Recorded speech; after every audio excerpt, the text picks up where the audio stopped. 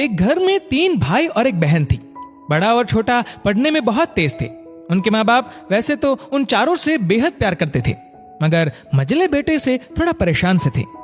बड़ा बेटा पढ़ लिख कर डॉक्टर बन गया, छोटा भी पढ़ लिख कर इंजीनियर बन गया, मगर मझला बिल्कुल आवारा और गवार बन के ही रह गया। सबसे बड़े बेटे और सबसे छोटी बेटे की शादी हो गई और बहन ने लव मैरिज कर ली। बहन की शादी भी अच्छे घराने में हुई थी। आखिर उसके 2 भाई डॉक्टर और इंजीनियर जो थे, लेकिन मझले को कोई लड़की नहीं मिल रही थी।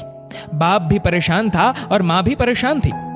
बहन जब भी मायके आती सबसे पहले छोटे भाई और बड़े भैया से मिलती, मगर मझले से कम ही मिलती थी, क्योंकि वह न तो कुछ दे सकता था और न ही वह जल्दी घर पे मिलता था। वैसे वह दिहाड़ी मजदूरी करता था। पढ़ नहीं सका तो नौकरी कौन देता। मझले की शादी किए बिना पिताजी गुजर गए। माँ ने सोचा कहीं अब बंटवारे की बात न निकले, इसलिए अपने ही गांव से एक सीधी सादी लड़की से मझले की शादी करवा दी। शादी होते ही न जाने क्या हुआ कि मझला बड़े लगन से काम करने लगा। दोस्तों ने कहा, ए चंदू, आज अड्डे पे आना। चंदू ने कहा, आज नहीं, फिर कभी। दोस्त ने कहा, अरे तू शादी के बाद तो जैसे बीबी का गुलाम ही हो गया। चंदू ने कहा, अरे ऐसी बात नहीं, कल मैं अकेला एक पेट था तो अपनी रोटी के हिस्से कमा लेता था। अब 2 पेट है आज, और कल 4 पेट हो सकते हैं। घर वाले मुझे नालायक कहते थे, मेरे लिए चलता था, मगर मेरी पत्नी मुझे कभी नालायक कहे तो मेरी मर्दानगी पर एक भद्दा गाली है, क्योंकि एक पत्नी के लिए उसका पति उसकी इज्जत और उम्मीद होता है। उसके घर वालों ने भी तो मुझ पर भरोसा करके ही तो अपनी बेटी दी होगी, फिर उनका भरोसा कैसे तोड़ सकता हूँ। कॉलेज में नौकरी की डिग्री मिलती है, लेकिन ऐसे संस्कार तो माँ बाप से मिलते हैं जो मझले बेटे में थे। इधर घर पे बड़ा और छोटा भाई और उनकी पत्नियां मिलकर आपस में फैसला करते हैं कि जायदाद का बंटवारा हो जाए, क्योंकि हम दोनों लाखों कमाते हैं मगर मझला ना के बराबर कमाता है। लेकिन माँ मन ही मन मझले बेटे से बहुत प्यार करती थी और उसकी बहुत देखभाल भी करती थी, इसलिए वह बंटवारा नहीं चाहती थी। उसने बंटवारे के लिए दोनों बेटों को मना किया, लेकिन माँ के लाख मना करने पर भी बंटवारा की तारीख तय होती है। बहन भी आ जाती है, मगर चंदू है कि काम पे निकलने को बाहर जा रहा है। उसके दोनों भाई उसको पकड़कर भीतर लाकर बोलते हैं कि आज तो रुक जा, बंटवारा कर ही लेते हैं। वकील कहता है सबको साइन करना पड़ेगा।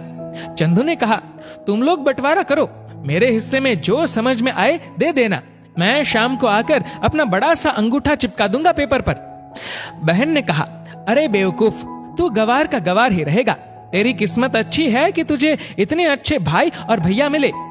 माँ ने कहा, अरे चंदू, आज रुक जा, बंटवारे में कुल 10 बीघा जमीन में दोनों भाई 5-5 रख लेते हैं और चंदू को पुश्तैनी घर छोड़ देते हैं। तभी चंदू जोर से चिल्लाता है, अरे फिर हमारी छुटकी का हिस्सा कौन सा है।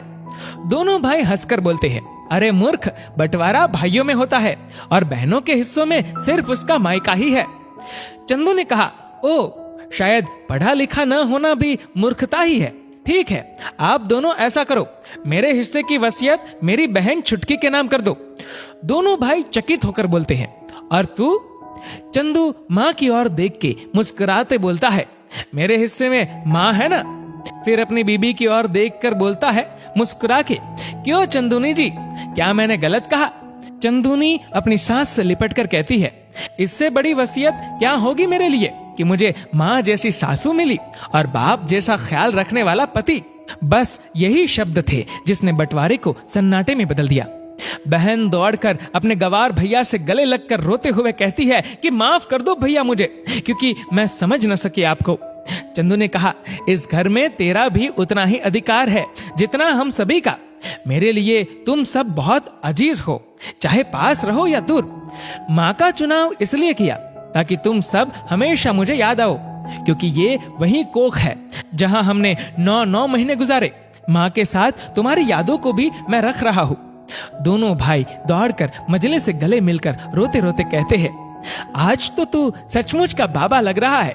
सबकी पलकों पे पानी ही पानी। सबने बंटवारे का फैसला त्याग दिया और सब एक साथ ही रहने लगते हैं। दोस्तों, इस वीडियो को लेकर आपकी क्या राय है नीचे कमेंट करके जरूर बताएगा। और अगर आपको वीडियो अच्छा लगा हो तो इस वीडियो को लाइक करेगा, शेयर करेगा ज्यादा से ज्यादा लोगों तक। और ऐसे ही और भी इंस्पिरेशनल वीडियोस के लिए सब्सक्राइब